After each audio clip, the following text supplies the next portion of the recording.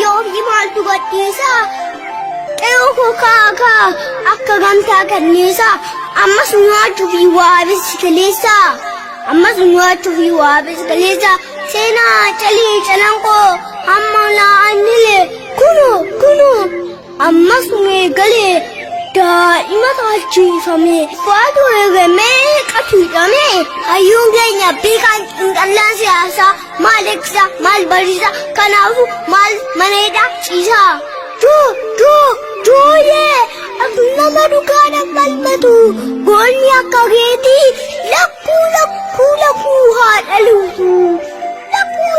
Lakkuu haadhalatu qeewwan sodaatu goota rasaasa ulee qolatu dhiiga taankii fuuldura dhaabbatu abadan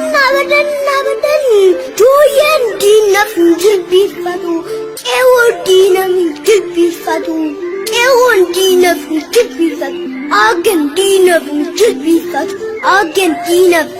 jilbiifatu sabni koo diinaf hin jilbiifatu dhiiga barattoota keenya dhiiga haacaaluu keenya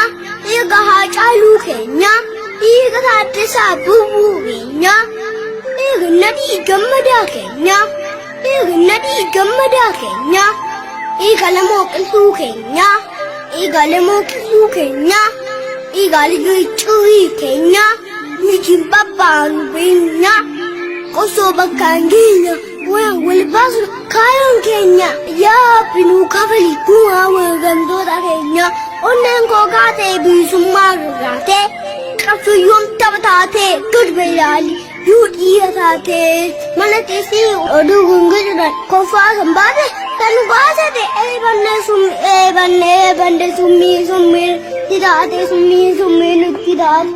Kanaanan xumuree yaada kan qaba guuranatti qaba nama qemmacheessite akka daa'imaa fincaanii nottottossite daandii hundaa jeessite qofaadhaan onnee keenya